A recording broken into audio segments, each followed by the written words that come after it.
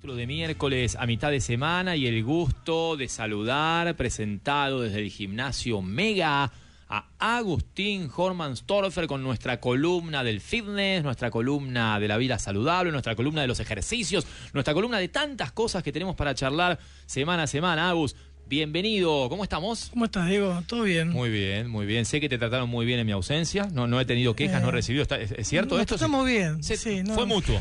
Sí. Fue un acercamiento. Qué bueno que haya llegado, porque ahora está más pareja la mesa, somos 2 contra 2. ¿Por qué? Porque los millennials, ¿de qué bando son? Son 2 que entrenan y 2 que no entrenan. Para mí el mundo se divide entre las personas que entrenan y las personas que no entrenan. ¿Y yo estoy en tu equipo? Estás en mi equipo. Te agradezco. Sí, volviste esta semana, así que vigente. Tenés ese honor. Me mantengo en forma. Sí, mientras que te mantengan en movimiento. La inactividad fue muy larga, Agus. Te digo que me está costando. Me está costando el regreso. Doble mérito, porque no es fácil volver después de mucho tiempo de haber dejado. Es cierto, estuve como 3 meses de descanso de gym. Vos ya recomendaste más de una columna que estas cosas no deben hacerse, así que me da vergüenza decírtelo. Pero bueno, nos conocemos, ya está. Lo importante es seguir empezando. Lo importante es volver. Siempre se vuelve volver a intentar. Ahí está. Bueno, ¿y por dónde vamos hoy? Bien, hoy vamos a hablar un poquito de la historia del entrenamiento. Ajá. Bien, así, siguiendo con esta idea de tratar de convencer a la gente que se empieza a mover, hay una frase de Goethe que dice, una cita, que dice: el que no sabe llevar su contabilidad por espacio de 3000 años, se queda como ignorante en la oscuridad y solo vive al día. Bien. Toma. Esta idea de que para poder administrar bien qué es importante y qué no es importante, a veces es bueno alejarnos en el tiempo y poner las cosas en perspectiva para saber qué es lo importante y a qué le vamos a dedicar más energía. Bien. Porque mucha gente dice que no puede entrenar porque le falta tiempo, porque le falta justamente energía. Bien, ponen la excusa de que ya han cansado del trabajo, de que tienen que cuidar a los pibes, de que tienen que rendir finales. Sobran los ejemplos. Claro, pero la realidad es que hay gente que hace todo esto y aparte entrena. Claro. Bien, hay gente que se encuentra su espacio para que hacerlo a sí mismo y a mejorar su salud. Entonces, la realidad es que todo el mundo tiene 24 horas. Entonces, el tema no es una cuestión de falta de tiempo, sino que es una mala administración. Bien, entonces, para poder llevar una buena contabilidad de nuestros recursos, bien, y no vivir al día, como dice Goethe, es necesario establecer jerarquías, bien, poner en un orden de importancia, bien, a qué le vamos a dedicar más tiempo. Entonces, a veces, ver la historia o ver de dónde vienen las cosas nos puede ayudar en ese sentido. A ver. Bien, entonces vamos a hablar un poquito de la historia del entrenamiento, la educación física, bien, que son 2 términos que son difíciles, ni siquiera tenemos nuestro oficio, ni siquiera tiene un nombre, bien, porque una cosa es ser entrenador, otra cosa es ser profe de educación física, y son 2 cuestiones que están bastante bastardeadas. La historia del entrenamiento es una historia de desplazamiento, vamos a ver, y sobre todo es una historia de tradición.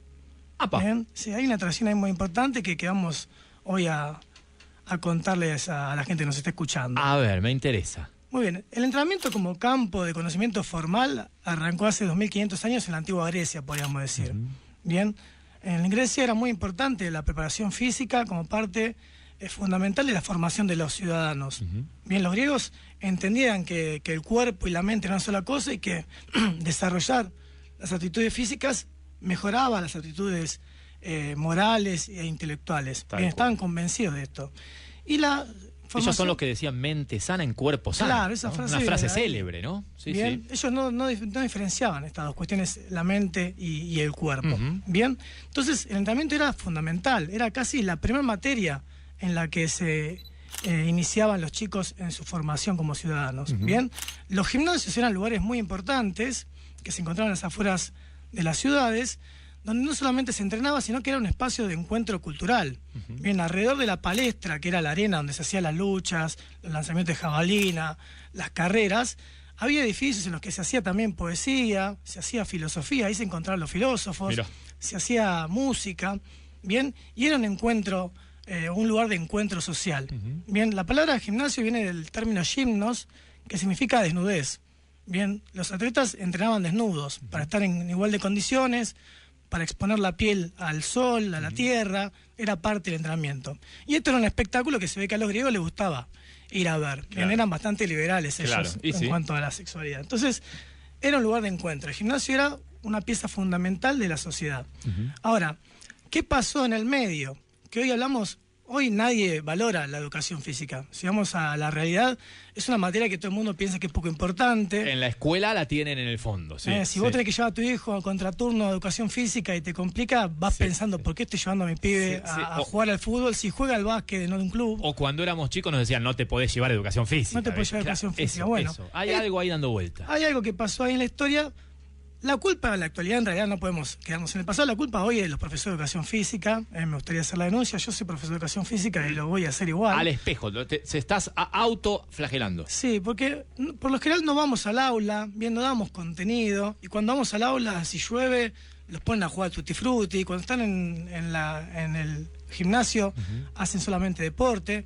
Y yo en estas charlas he demostrado, me parece que hay un montón de contenido alrededor del cuerpo y el movimiento que es súper interesante y que la gente no conoce.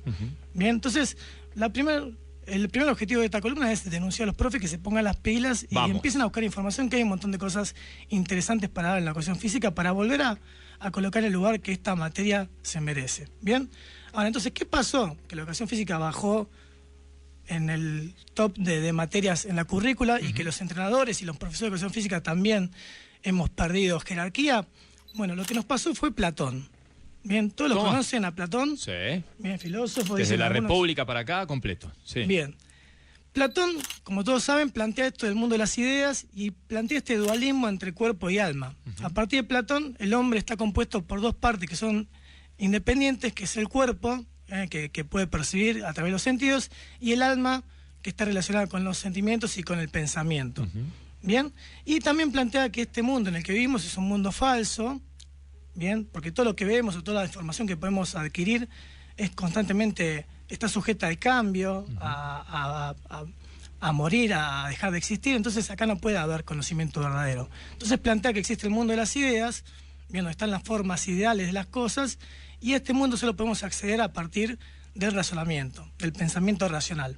Bien, entonces a partir de plantear este dualismo, el cuerpo perdió jerarquía, bien, que antes estaba al mismo nivel que el desarrollo intelectual, y a partir de Platón y este mundo de las ideas nos mandó al fondo de la tabla. Bien, y esto es algo que obviamente no fue solamente Platón, sino que a partir después de Platón viene la Edad Media con el cristianismo y toda la doctrina religiosa, que toma muchas cosas de Platón, esto de el alma y el cuerpo, esto de que este mundo no es real y existe el paraíso, y ahí lo empeoran, bien, porque ahora el cuerpo no solamente nos confunde en el camino de encontrar la verdad, sino que también es fuente de los deseos y de los pecados. Claro, pasa a ser hasta superficial, ¿no? Claro, nos siguieron tirando tierra encima. Bien, y a partir de Platón y de la religión cristiana, el cuerpo nunca más volvió a esa jerarquía que tenía en la antigua Grecia. Bien, ahora, ¿por qué digo que es una historia de traición? Bien, porque Platón era uno de los nuestros, digo. Era. Platón entrenaba. Entrenaba librito en mano. Bien. Sí. Como buen ciudadano aristócrata de la antigua Grecia, Platón pasó su juventud en los gimnasios formándose. De hecho, no se llamaba Platón, bien, se llamaba Aristócles. Platón es un seudónimo que hace referencia a su cuerpo. Mira. Bien, Platón significa el de espalda ancha. Toma. Bien, o sea que Platón no solamente se destacaba en filosofía, en matemática y en otras materias, sino que también podemos suponer que era un atleta destacado. Bien. Bien. Entonces, por eso digo que es una historia de traición, porque era uno de los nuestros que, yo me imagino, con sus gimbros, con los que entrenaba, cuando empezó a decir esto de que el cuerpo es la cárcel del alma, ¿qué onda? le van a decir, ¿qué pasa, Platón? ¿Qué nos pasó? Te vendiste. Claro. Bien, claro. Y la historia es todavía peor, bien, porque Platón fundó lo que es la primera institución de enseñanza superior. El antecedente de todas las universidades es la Academia de Platón. Bien, y esta escuela tiene su nombre, se llama Academia, porque estaba en los campos de Academo, bien, y empezó a dar clases en las instalaciones que estaban ahí, que era un gimnasio que se había edificado en honor a este guerrero mitológico Academos. Bien, o sea que los gimnasios le abrieron la puerta a Platón. Al final Lo inventaron para que abra su escuela, y desde la escuela esta plantea que existe el mundo de las ideas, al que solo podemos alcanzar, al que solo podemos llegar a través del razonamiento, y que el cuerpo es la cárcel del alma. Bien, por eso digo que es una historia de traición. le da una vuelta, da una vuelta. Lo que la gente no conoce o no sabe es que todo el mundo, cuando hemos tenido filosofía, nos han dicho que la filosofía es la madre de todas las ciencias. Bien, a partir de la academia, a partir de los filósofos es que empiezan a existir todos los campos de conocimiento formales que hoy conocemos. Bien, pero antes de la filosofía estaba el entrenamiento. Si la filosofía es la madre de las ciencias, el entrenamiento es la abuela. Bien, la filosofía aprendió mucho del entrenamiento. Recuerden, yo mencioné que los filósofos se encontraban en los gimnasios, observaban lo que pasaba y a partir de ahí creaban muchas ideas. Sí. Bien, por ejemplo, Aristóteles, que era discípulo de Platón, en su libro que es Ética de Nicómaco, que es un libro en el que nos da pautas de cómo vivir para alcanzar la virtud, nos dice que la virtud no se puede alcanzar en un día. Bien, que uno no es una persona virtuosa por hacer las cosas bien una sola vez, sino que es un ejercicio que requiere de cierta continuidad. Y pone de ejemplo a los atletas olímpicos que no se hacen fuertes en un día, sino que se hacen fuertes gracias a la constancia de su entrenamiento. Entonces, antes de que exista la filosofía y cualquier ciencia, ya estaban los principios del entrenamiento, bien como conocimiento. ¿Bien? Tomá. Y esto es algo que nunca tenemos en perspectiva. El entrenamiento es la abuela de todas las ciencias. Bien, todos los filósofos aprendieron mucho del entrenamiento. Y el mismo Platón, yo creo que un poco se debe haber inspirado en lo que veía el gimnasio. Bien, los que entrenamos somos los primeros que sabemos que hay un ideal que es inalcanzable, no se puede alcanzar ni con el razonamiento ni con el cuerpo, pero que nos sirve como guía. Bien, por ejemplo, en Mega hacemos mucho lo que es el levantamiento olímpico, que es un deporte en el que hay que levantar una barra con dos levantamientos, con el snatch y con el clean and jerk. El snatch es llevar la barra del piso arriba de la cabeza en un solo movimiento. Y alguien que no conoce este deporte, este arte, piensa que es un deporte solamente de fuerza, cuando en realidad hay que coordinar un montón de movimientos. Bien, es verdaderamente arte en movimiento. Bien, hay que coordinar movimientos en muy poco tiempo y aparte levantando pesos pesados. Bien, entonces, en Mega buscamos ese ideal en la técnica, no importa cuánto peso levantes, lo que importa es que lo haga de manera correcta. Bien, entonces los que entrenamos somos los primeros que saben que el mundo ideal existe, pero que no se puede alcanzar, sino que nos sirve como un norte. Bien, entonces estaría bueno volver a pensar a partir de ahora el entrenamiento desde otra perspectiva. Yo creo que no fue una traición lo de Platón, a mí me parece que fue una mala interpretación. Puede ser. Bien, lo leyeron mal. Es que en realidad, bueno, las obras de Platón nos llegan gracias a los copistas, no había imprenta. Entonces había gente que copiaba a mano sus textos durante miles de años, así que imagínate que alguno le erró en alguna coma, se comió una palabra, entonces ahí cambia el sentido. Yo creo que, aparte no tiene lógica esto, que en la cultura griega, que le daban tanta importancia al cuerpo, surge esta idea de que el cuerpo está por debajo del alma.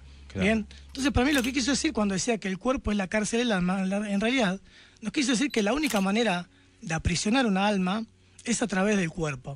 Bien, y esto queda muy claro en la alegoría de la caverna. ¿Todos lo conocen, la alegoría de la caverna de Platón? Sí. Bien, lo decimos rápido. Dale. ¿Sí? Nos cuenta que hay un montón de gente encerrada en una cueva, que están encadenados y solamente pueden ver una pared. Y atrás hay un fuego y una medianera donde van pasando estatuas y formas que reflejan la sombra contra la pared. Y estos prisioneros es lo único que conocen. Entonces piensan que eso es la realidad. Y un día uno de estos prisioneros se suelta y puede escapar de la caverna y cuando sale afuera se da cuenta que el mundo real era completamente distinto. Pero acá hay una contradicción en lo que dice Platón, porque estos prisioneros no se pueden liberar a partir del razonamiento. Bien, para poder liberarse tienen que con las manos romper las cadenas, con las piernas caminar por la pendiente y tienen que sacar a su cuerpo de la caverna. Bien, yo creo que lo que nos quiso decir Platón es que tengamos cuidado, que cuando nos quieran aprisionar nuestras almas, van a venir por nuestro cuerpo. Bien, pero tenemos que agregar que la única manera de liberarse es a través del movimiento. Bien, si vos hoy me decís que no tenés tiempo para entrenar, pero en el celular te dice que estuviste más de 1 hora y media en Instagram, bien, tu problema es mucho más grave que no tener tiempo. Tu problema es que estás encerrado en la caverna y no te diste cuenta. Bien, y el entrenamiento es una manera de liberarse de eso. Está bien, Y ha terminado fuerte, Agus. Para pensar. Como corresponde. La dejamos picando y la seguimos muy pronto. Bueno, vamos a la próxima. Gracias por venir, Agus. Muchas gracias. Agustín Hormanstorfer, nuestros amigos del Gimnasio Mega, presentando hoy su columna de cada semana en el aire de la brújula, aquí en Buenas Manos.